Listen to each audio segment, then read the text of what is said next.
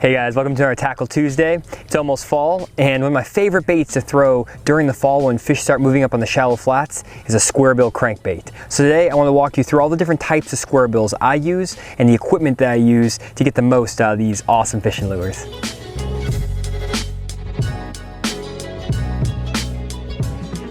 Okay, so first up is my go-to Squarebill crankbait, the Strike King KVD 1.5.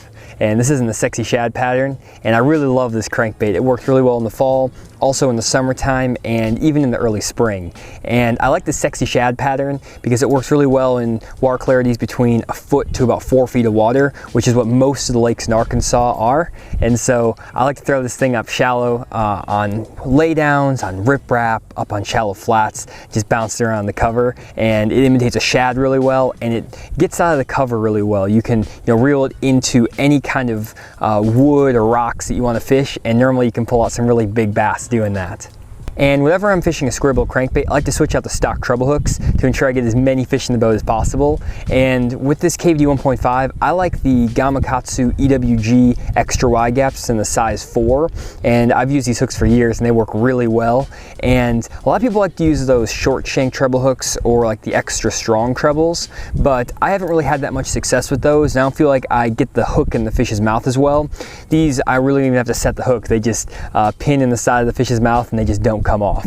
And that kind of has to do with the gear I'm using too. When I'm fishing a Squarebill, I like to use a pretty light action rod. I'll use a medium light 7-foot bait casting rod, and this has a lot of tip to it. And people like KVD and a lot of the Air Pros, they like to use maybe a little bit heavier action rod, like a medium heavy with a big backbone to it, and that helps them get away with using those extra wide gap short shank trebles.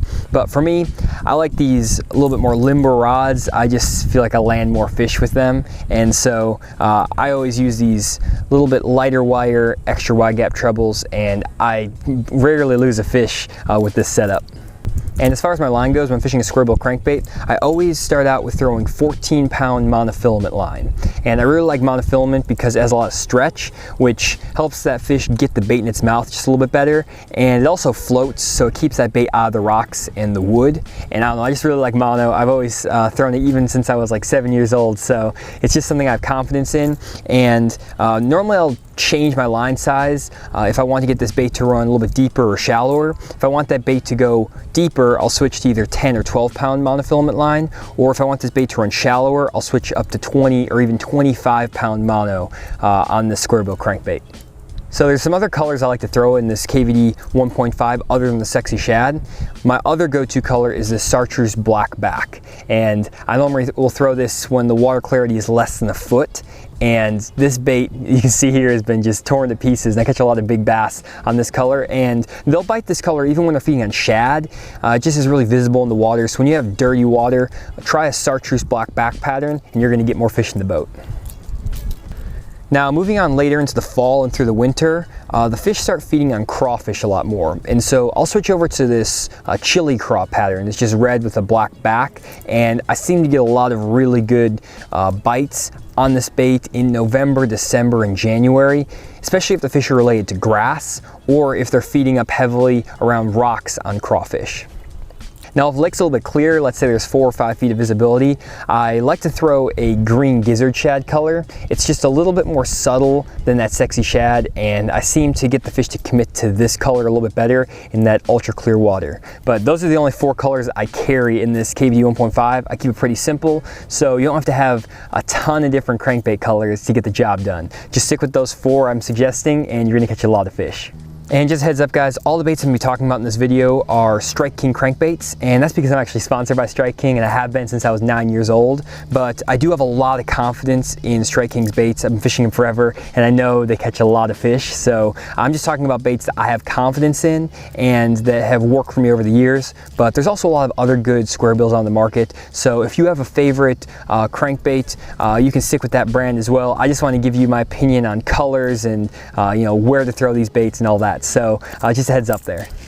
Now, other than that KVD 1.5, there's also some other crankbaits in the Strike King lineup that I really like to throw, and the first is the KVD 1.5 Shallow. So if you look at this bill on this bait, it's a little bit shorter. It doesn't actually stick out, it just sticks straight down, and this bait has the exact same body size as that 1.5, but it only dives anywhere from 6 inches to 1.5 feet of water.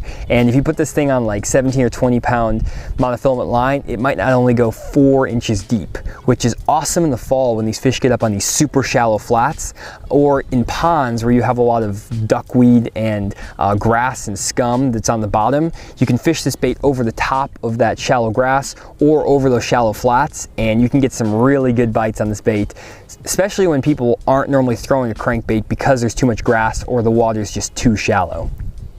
Another really good bait is the 2.5. This bait has a lot bigger profile, and when the fish are feeding on big shad, especially in the summertime, I'll pick up this bait, and it has a really wide wobble, and I'll actually upsize my line with this. Instead of starting with 14 pound mono, I'll go up to 17 or 20 pound right away, just so that I can get a little bit more power behind my hook set, especially to drive these bigger hooks home. But I'll normally throw this bait in either this Chartreuse Sexy Shad color or in that Chartreuse Black back. So one overlooked crankbait in the Strike King lineup is the Strike King 4S crankbait, and this is actually a rattling square bill, and it's pretty much the same size as that 2.5 I just showed you, but this 2.5 doesn't have any rattles in it. And this is really good when the summertime, when those fish are a little bit more pressured, but in the spring, these fish really like a rattling crankbait, and I catch a lot of big bass in February and March on this 4S in a crawdad color, and I'll just fish this down channel swing banks, rocky banks, or even over grass, and I'll catch some of my biggest fish of the year on this bait right here. And last but not least is the Strike King 8.0. This is Strike King's Magnum square bill, and it's just a beast. I have it with 1/0 mustad treble hooks on here, and this is in the Sexy Shad pattern. And whenever fish start keying on really big bait, I'll pull this 8.0 out and just start throwing it all day, and you'll catch some giant bass on it. And my favorite time to throw this bait is actually in May and June, when those fish first pull off the beds. A lot of times the fish will get up on gravel bars and shell beds in about 4 to 8 feet of water, and this bait is just perfect. It dives anywhere from 5 to 8 feet deep, and it just catches some really big bass, especially when they're feeding on big gizzards in the post spawn. And for my equipment, I normally throw this thing on a 7-foot 11-inch heavy action crankbait rod. This is a 13 fishing Frankenstein rod. It's the same rod I throw my 10XD on. And I'll throw it with a 5:3-to-1 gear ratio reel just for extra torque, and either 15 pound fluorocarbon or 20 pound monofilament line. And I'll normally throw them 15 pound fluorocarbon if I want to get that bait a little bit deeper, down to like 8 feet. But if I'm fishing it up in 2 or 3 feet of water, I'll just go with the 20 pound mono and grind that thing. And if you look at the bill of this bait, I'm just digging that bait into the rocks and into these shell beds, and it's an awesome tool. The bites on this thing are just vicious. So definitely try it. Maybe this fall it will work, but definitely in the post spawn next year in May and June.